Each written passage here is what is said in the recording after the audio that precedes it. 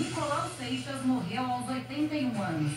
Agora, a família diz que os filhos adotivos falsificaram documentos para ficar com a fortuna. Ele deixou fazenda, apartamentos.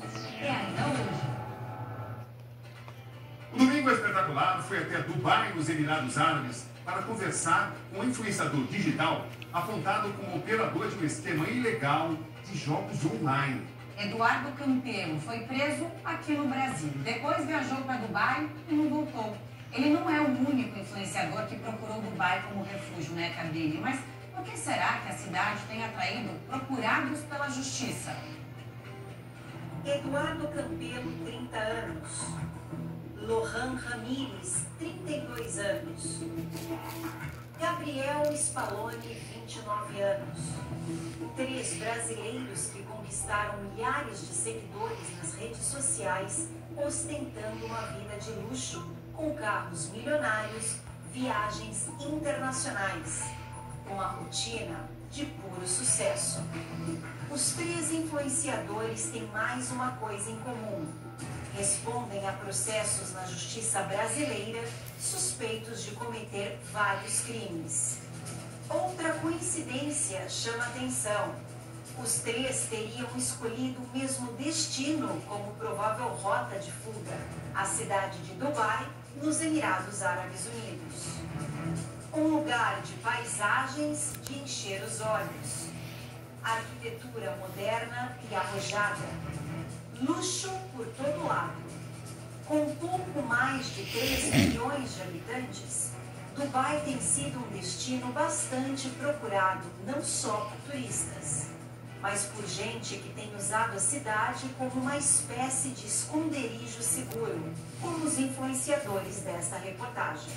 Mas por que Dubai? Lohan Ramírez, conhecido como Rei do Smartphone, ainda vive em Dubai. Em setembro passado, foi preso ao renovar o passaporte.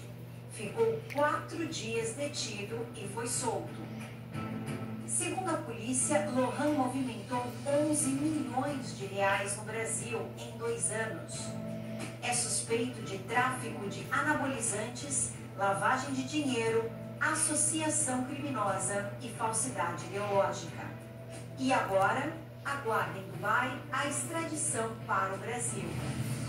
Já Gabriel Spallone é, para a polícia, o chefe de um esquema que desviou 146 milhões de reais em fraudes via Pix no Brasil. Ele tinha 850 mil seguidores conquistados com imagens de luxo e discursos sobre investimentos no mercado financeiro. A polícia tinha descoberto que ele iria fugir para Dubai e prendeu Gabriel em uma viagem dele para Buenos Aires, na Argentina, em setembro. Agora, ele aguarda extradição para o Brasil. O caso de Eduardo Campelo, outro influenciador brasileiro que hoje vive em Dubai, também chama a atenção. Ele trabalhava como motoboy na cidade de Colombo, onde morava no Paraná. Fui ficando conhecido na cidade, por postar história todo dia, e as pessoas foram me conhecendo, compartilhando, e assim eu fui ganhando seguidores. Mas a vida de luxo que passou a ostentar nas redes sociais chamou a atenção. Para a polícia, ele movimentou pelo menos 8 milhões e meio de reais só com jogos de apostas online. Eduardo chegou a ser preso no Brasil em 2023, suspeito de esquemas ilícitos ligados a jogos online. Ficou 9 dias na prisão, mas foi solto. E segundo ele, depois de 6 meses, veio com a esposa para Dubai. E por que você escolheu o Dubai?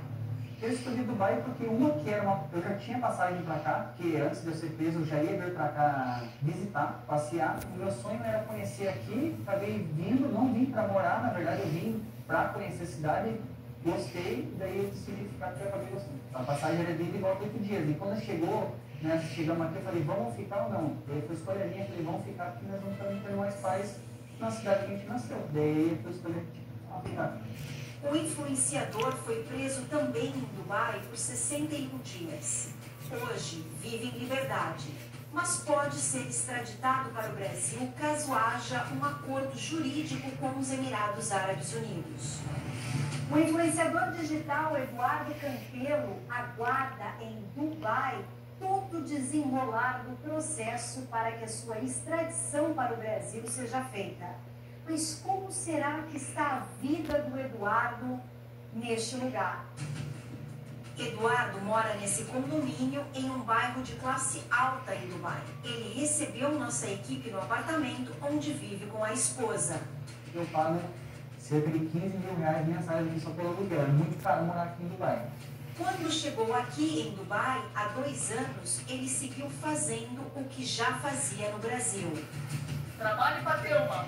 Como eu tinha um público grande já tinha um perfil de 500 mil seguidores, e um público que acreditava no meu trabalho tinha uma credibilidade, eu enxerguei uma oportunidade de postar isso. Eduardo diz ser um divulgador de sites de apostas, onde se pode ter acesso a vários jogos online. Só arriscar com quais pés apresentação? Contém tudo dentro dele. A pessoa quer fazer uma aposta esportiva, a pessoa quer jogar um tirinho, a pessoa quer jogar Crash, que é um outro jogo. Então Você divulga todos eles? Eu divulgo isso. No Brasil, Eduardo foi denunciado pelo Ministério Público do Paraná. O influenciador responde a uma ação penal, principalmente por estelionato qualificado e associação criminosa.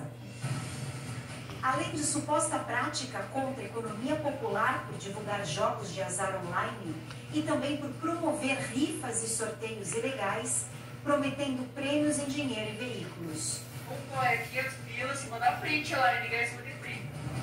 Quando foi preso em 2023, ainda no Brasil, Eduardo revelou no depoimento à polícia como era o esquema das rifas que ele comandava. Já sei a cartela inteira dos 000, tal, nome. Só que eu não sei em que momento cada número vai sair. Nesse dado aí era um número. A polícia acredita que Eduardo movimentou pelo menos 8,5 milhões em dinheiro, além de mais de 3 milhões em carros de luxo, só com um tipo de aposta online. Eduardo nega que o valor seja tão alto, mas não revela quanto ganhou com a promoção dos jogos de apostas. Na verdade, eu estou sendo investigado ainda. Eles não têm nenhuma prova de lavagem de dinheiro nem nada. As movimentações que eles colocaram lá são totalmente fora do meu ganho real. Eu apliquei vários investimentos e essa movimentação contou, por isso que deu um valor alto. Mas eu nunca cheguei a ganhar esse valor que eles colocaram nas reportagens. Ele também nega todas as acusações. Eu quero que eles reconheçam que eu faço uma publicidade que hoje é dentro da lei e queria pedir a minha vida de volta, minha vida de um cidadão brasileiro. O advogado de defesa do influenciador Gabriel Spalloni, Eduardo Maurício, ressaltou que ele e seu cliente segue preso na Argentina e responde a processo de extradição para o Brasil. E já apresentou habeas corpus no Tribunal de Justiça de São Paulo.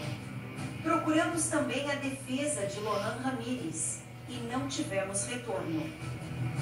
No caso do Eduardo, ele pode ser extraditado para o Brasil. A possibilidade existe, mas nós esperamos aí que no curso do processo nós consigamos, o mais breve possível, revogar essa prisão e ele possa chegar no aeroporto de cabeça erguida e sem algemas nos braços. Mas os Emirados Árabes Unidos não têm acordos de extradição com o Brasil. As regras de extradição são sempre as regras de um determinado país. Quando há um acordo, a extradição é, entre aspas, facilitada. Brasil e Portugal, por exemplo, tem um acordo. Mas quando não há um acordo, a regra de extradição é a regra que o país de destino do pedido aplica. Então, no caso, os Emirados Árabes que decidem se extraditam ou não, de acordo com as leis deles. É mais difícil prender, é mais difícil conseguir uma extradição ou a prisão de alguém num país em que não haja cooperação do que num país que há cooperação. Além disso, os Emirados Árabes têm regras facilitadas para quem diz querer investir por lá. Não é que eles têm uma lei mais branda, mais fraca, mas eles são pró-empreendedorismo. Então, quem tem bastante dinheiro a investir lá, a desenvolver um negócio lá, eles facilitam esse acesso. Para influenciadores, esse pode ser um ponto muito atraente. Se você leva para lá uma empresa e lá você pode explorar o jogo, e lá você pode receber dinheiro decorrente de jogo, se for o caso, não tem problema você ficar instalado lá. Mesmo levando a vida normal e livre, Eduardo diz que quer voltar ao Brasil. Por mais que eu vim pra cá, cometi esse erro, foi medo, eu nunca me escondi aqui em Dubai, eu posso estar todo dia, eu mostro onde eu tô, eu sempre deixei o meu endereço registrado em qualquer lugar, quero voltar pro Brasil e trabalhar com isso que eu já trabalho há anos, eu já tenho um público que joga há anos comigo e eu quero continuar fazendo isso. Hoje tem 10 presentes, então estão 3. Uma disputa milionária. Uma família dividida por conta da herança de um homem que foi marechal do exército. Para entender como essa trama chegou até os dias de hoje, um ator vai nos ajudar a contar os capítulos por trás dessa história. Meu nome é Marechal Nicolau José Seixas. Cheguei ao mais alto posto do exército porque participei da Segunda Guerra Mundial, onde fui condecorado até mesmo pelo rei da Inglaterra. Esse jornal de 2014 descreveu a minha trajetória no Brasil. Na foto eu era tenente. Fui de chefe da Polícia Federal a diretor da Polícia de Fronteiras do governo João Goulart. Até que a ditadura me pegou em 1964. No pós-ditadura, comecei a desfrutar do dinheiro que ganhei em todos os cargos que ocupei. Imóveis, terras, ações.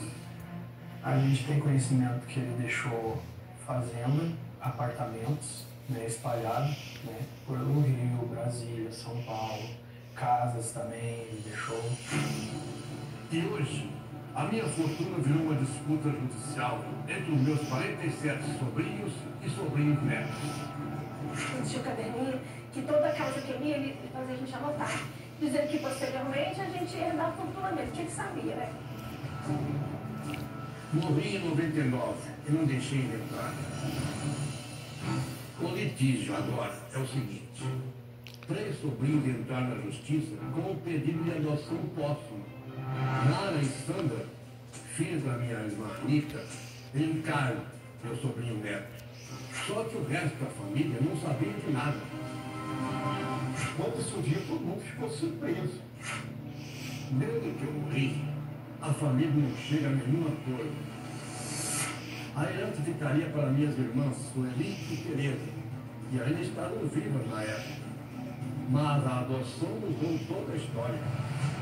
O processo começou, a minha tia Sueli foi inventariante, né, que é a irmã mais velha. Como minha avó estava muito adoentada na época, né, e ela acabou vindo a falecer alguns anos depois, né, então ela não passou nada disso para nós.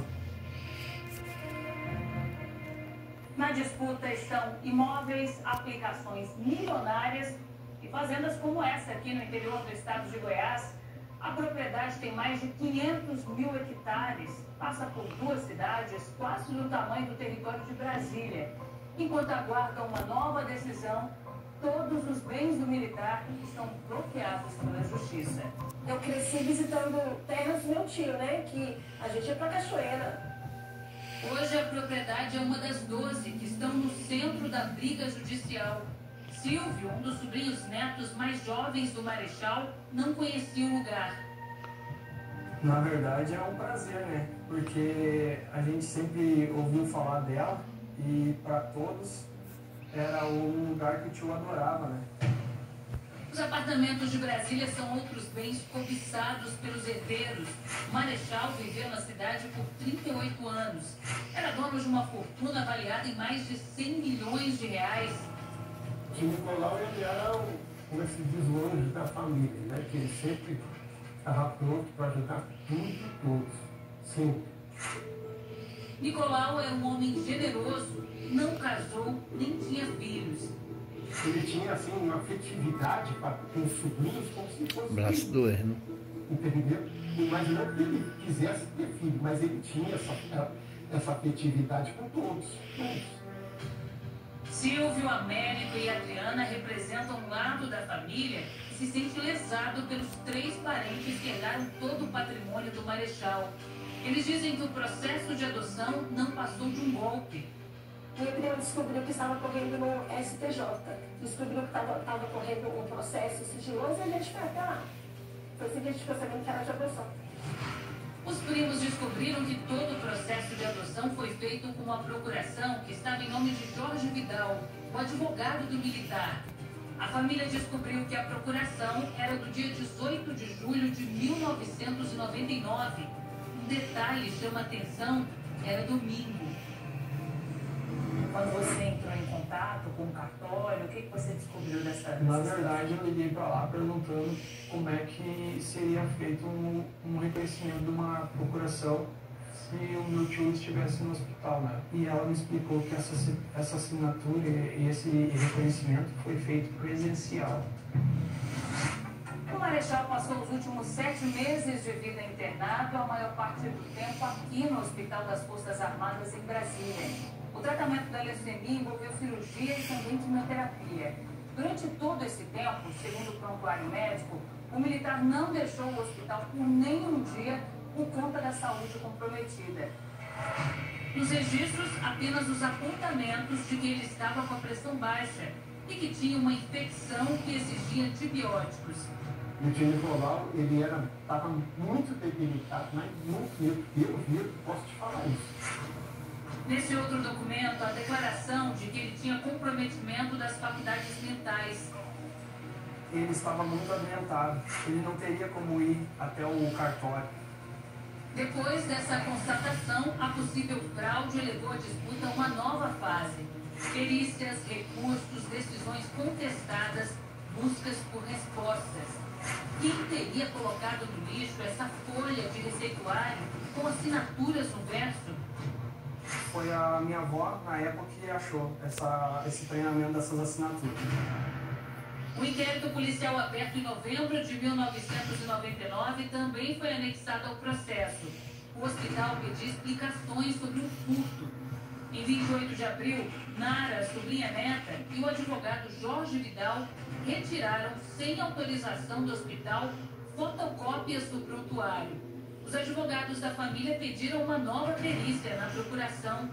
Laudos apontaram diferenças entre a assinatura do documento e a original do militar. No final da assinatura tinha 3 pontinhos, né, que ele sempre assinava assim.